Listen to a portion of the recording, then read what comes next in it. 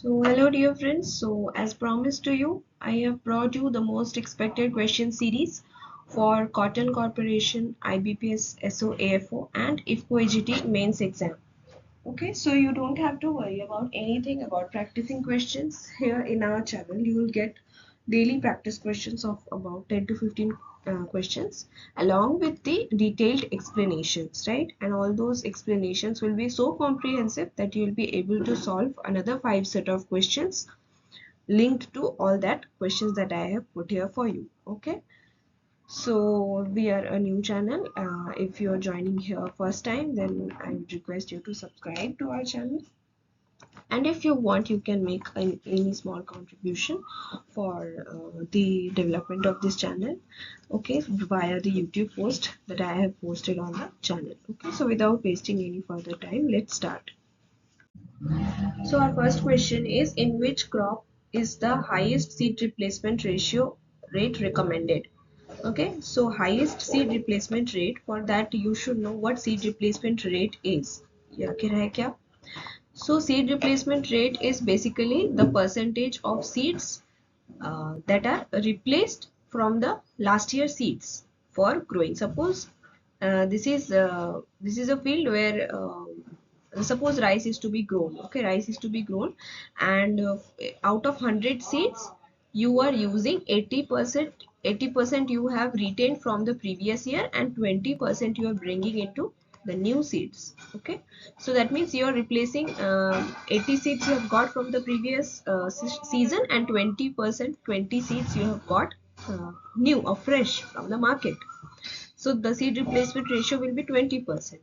So that is the seed replacement rate. Now you have to remember one thing, that for hybrids the seed replacement rate is 100, because hybrids का हम उसे store नहीं कर सकते, वो उसका हमें मतलब वो that loses the viability to be grown the next year. In case of hybrid seeds, okay, so for hybrid varieties that are grown, we will need 100% seed replacement rate. Now in case of the non-hybrid, we are talking about non-hybrid, then rice, wheat, maize, cotton, out of all these, rice has the highest seed replacement rate. Okay, okay, now the next question is, scheduling irrigation at IW by CPE ratio of 0.8 is ideal for. Okay, so 0.8 IW by CPE ratio is ideal for which crop? Groundnut, sorghum, wheat and paddy. For this you must know what is IW by CPE ratio. It is the depth of irrigation water. The depth of irrigation water divided by this CPE is cumulative pan evaporation. Okay, so this is the IW by CPE ratio. And why is it calculated? It is calculated to schedule the irrigation timings. Okay. So at this level 0.8, it's scheduled irrigation is scheduled for which of the crop? The right answer is groundnut. For paddy it is 1. IW by CPE ratio is 1. Okay. So option number A is the right answer. Question number, the next question number 3, I guess this is, yes. The critical stage for irrigation for groundnut. Okay, so what is the critical stage for irrigation in groundnut? Peg formation, flowering, pod development and germination. So the critical stage where irrigation is required is flowering, because logically if flowering won't happen, then peg formation won't happen, and if peg formation won't happen, then pod development will also not happen. So flowering is the most critical stage in irrigation for groundnut. Post that, pod development and peg formation also need irrigation. But if it is in terms of priority, if it is listed, then it's flowering.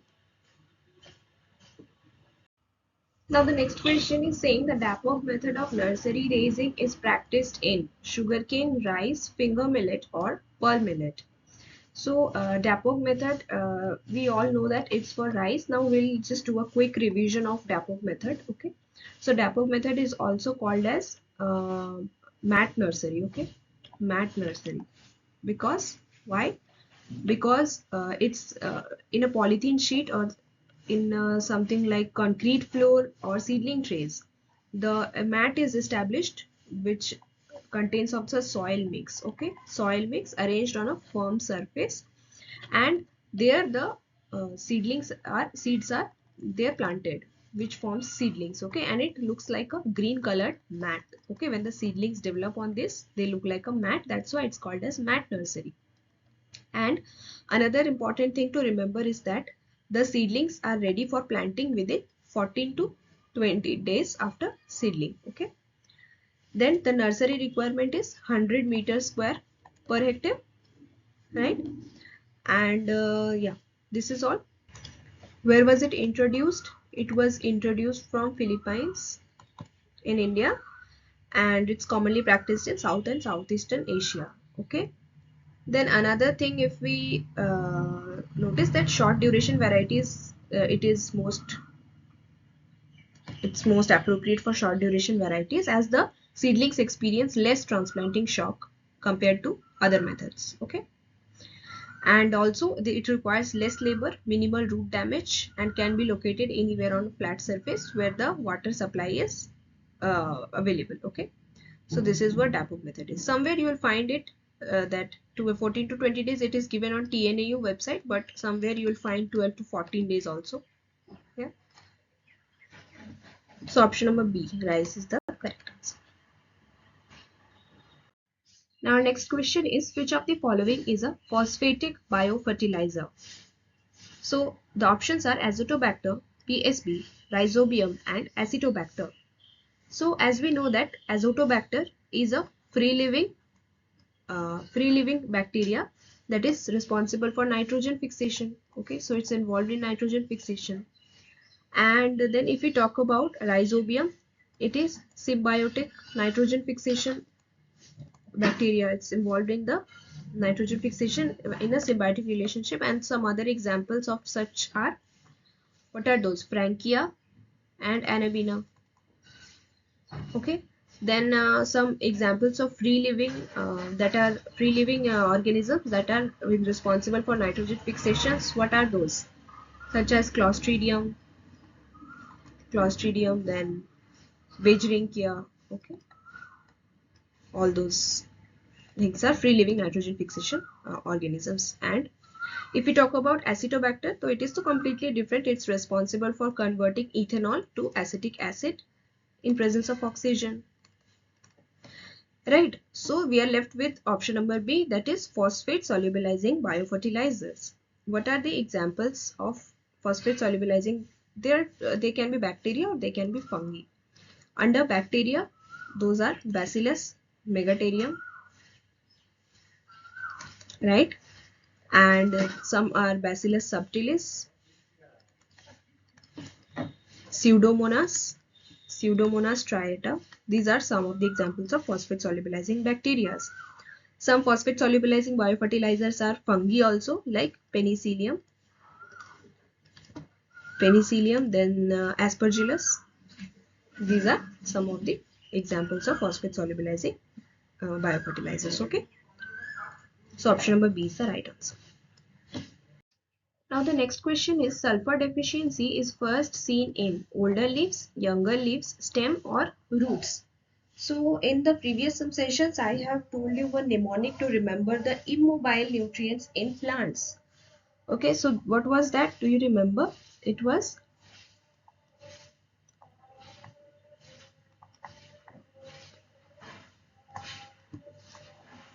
Cas, Feb, Cu. Okay, so I told you to remember one phrase like, I suppose you are a lawyer and you have a case in February, so you are telling your friend see you.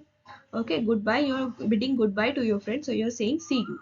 Okay, so you have a case in February and you are saying see you. So calcium, sulfur, iron, boron, and copper, these are immobile in plants. Rest of all are mobile. Okay, so sulfur is there, so sulfur is comparatively immobile. So that means sulfur will not be seen in that means sulfur will not be able to move to younger leaves in times of deficiency. That means the younger leaves will show symptoms first. Okay, since it is not very mobile in plants, so it will remain, suppose this is the young leaf, these are the old leaf. Okay, these are young leaves, So what will happen is, in case of deficiency, the sulfur will remain here only. Not that these parts are growing, so the sulfur will move on to younger plants. Okay, so option number B is the right answer. Now the P2O5 content in single superphosphate is, so a question came from in your IFFCO AGT preliminary exam only. The P2O5 in single superphosphate, so you must know about the common fertilizers composition. Okay, so SSP or single superphosphate is a straight phosphatic multinutrient fertilizer. Okay, it's straight. Why is it straight? Because it contains only one primary nutrient, right? That is P2O5. Okay, if it contained more than one primary nutrient, then it would have been called as mixed fertilizer. Okay, sorry, complex fertilizer. And SSP contains 16% of P2O5, 12% of sulfur, as well as 21% of calcium. Okay, so this will be the answer, and you must remember these also: 16, 12 and 21.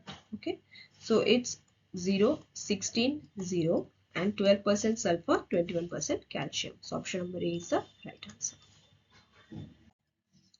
Now next question is, which fertilizer is most hygroscopic in nature?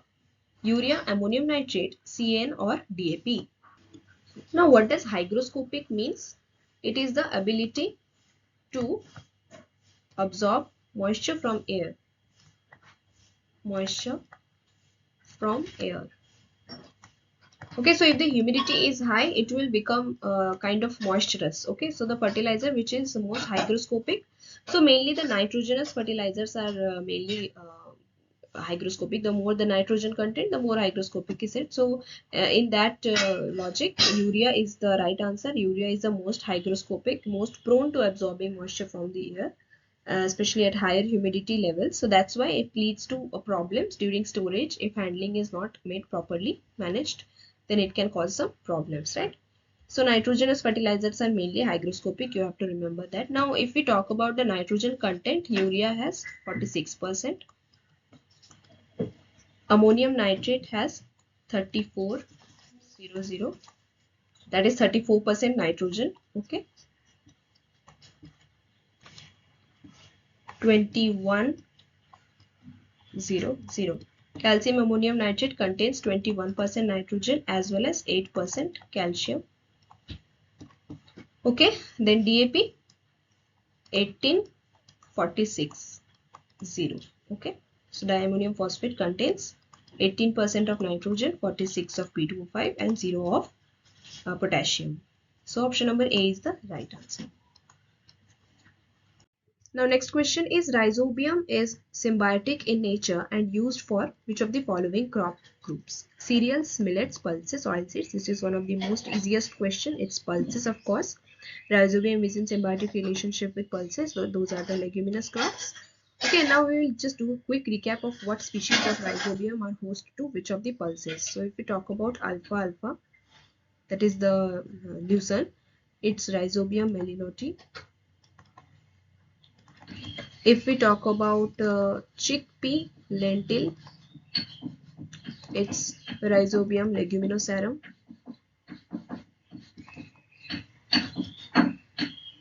And if we talk about soybean, it's Riseobium japonicum.